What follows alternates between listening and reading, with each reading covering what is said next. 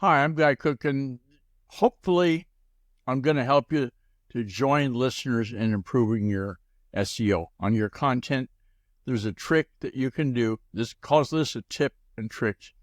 Okay? Make an absolute path to the sitemap.xml file available in your robots.txt. It's easy as cake to do. I've got the syntax and the sample from the Route 6 Tourist Association, the sitemap.xml path that they use. It's in the Google document. Go to theguyrcookreport.podbean.com, and I've got it in there so you can get it. Like I always say, I've got them so you can get them. So this tip, let's hope it helps you. Oh, and hey, contact me. Use the secure contact form on guyrcook.com.